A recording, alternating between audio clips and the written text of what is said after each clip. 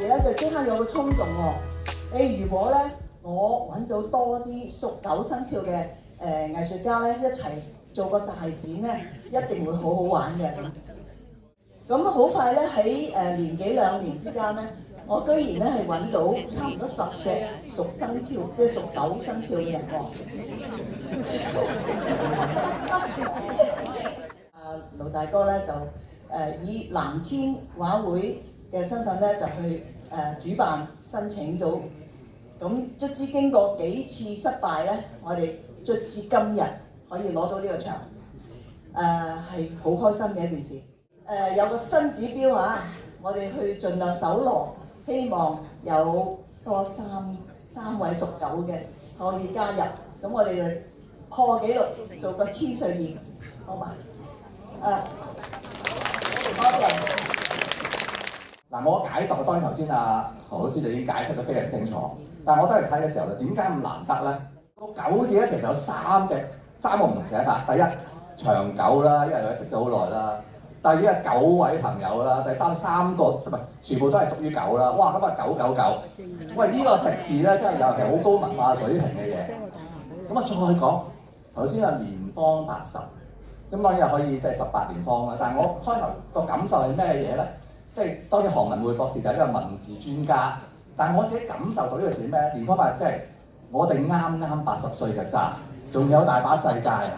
即係代表咗對生命嗰種熱誠，對藝術嗰種熱愛，就係我哋雖然80，不過我哋唔係好老，我哋會繼續從事藝術嘅創作，有呢份熱誠喺度。呢個係俾到我嗰個感覺。咁我覺得咧真係非常之好。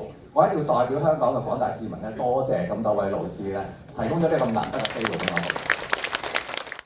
我後輩其實不敢造次，應該講嘢。不過我先透露下，我都係屬狗嘅。頭先講咧就係年方80啊嘛，即係風華正茂啊，因為倒過嚟咧就係18啊嘛，所以咧係風華正茂。我哋中國書法咧，亦都有一個講法咧，就係人書俱老啊！呢個人書俱老咧，就唔係即係講我哋人老咗，或者係個書法啊個畫作咧係老嘅，而係更加有智慧、更加老辣，呢個先至係重要嘅。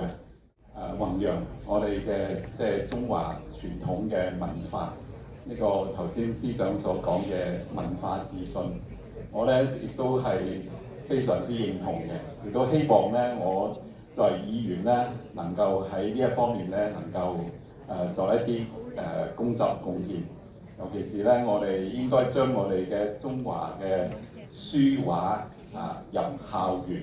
我嚟緊咧，我真係有呢個咁嘅意識嘅嚇。我呢排成日都俾啲貓困擾咗喺嗰度，我啲埃及字嗰啲埃及貓咧，又冇貨又斷貨又剩咧，咁今日嚟到咧就從啲貓解決咗嚟到睇啲狗咧係一個開心嘅事。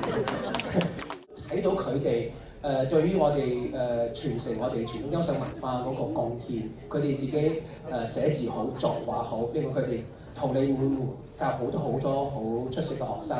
咁呢度我真係要代表我哋香港藝術界對你哋致一個好衷心嘅謝意嚇。出席咗何老師嘅80歲畫展咁跟住何老師好似就捐咗一批嘅楊士森老師嘅畫俾我哋嘅，咁呢係一個小念頭，捐啲俾我哋啦。咁捐完之後咧，有好多人係報佢後塵，就越捐越多喎。陳老師你又開始，佢又捐咗一紮嘢俾我哋。跟住好多楊士森老師嘅門人都捐俾我哋。你知道我哋香港故宮館係一無所有，從零開始嘅。我上個禮拜先開完會，就係好多人捐嘢，捐楊士森老師嘅書畫俾我哋。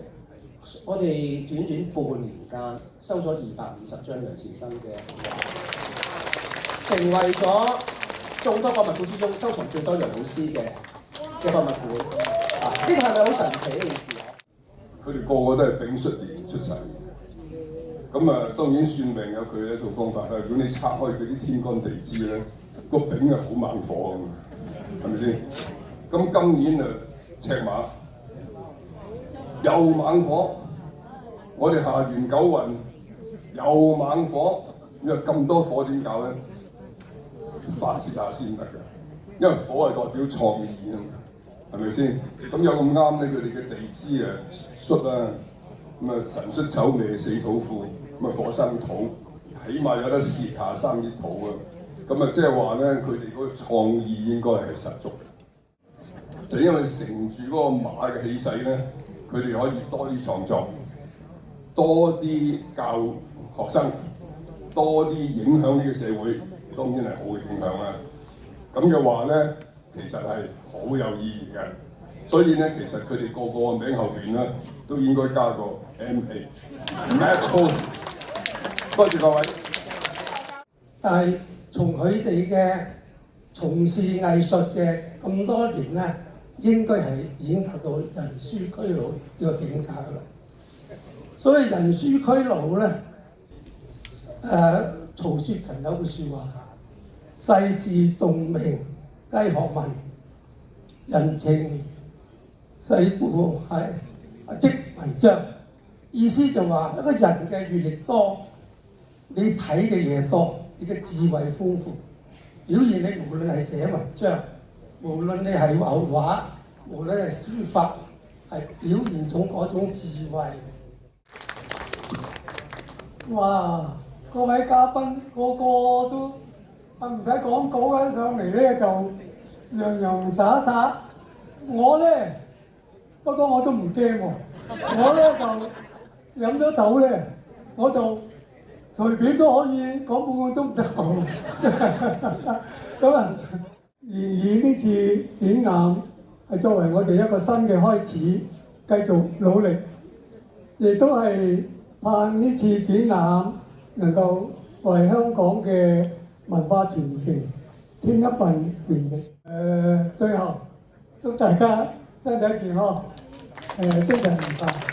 多謝大家。多謝盧老師，非常感謝大家。好，3、2、1，我哋聯邦80香港九有書畫展正式開幕。好。前面先可以影多幾張相。好，唔該晒，感謝我哋嘅主禮嘉賓同埋各位老師。各位嘉賓，我哋嘅開幕典禮到此圓滿禮成，大家可以隨便參觀。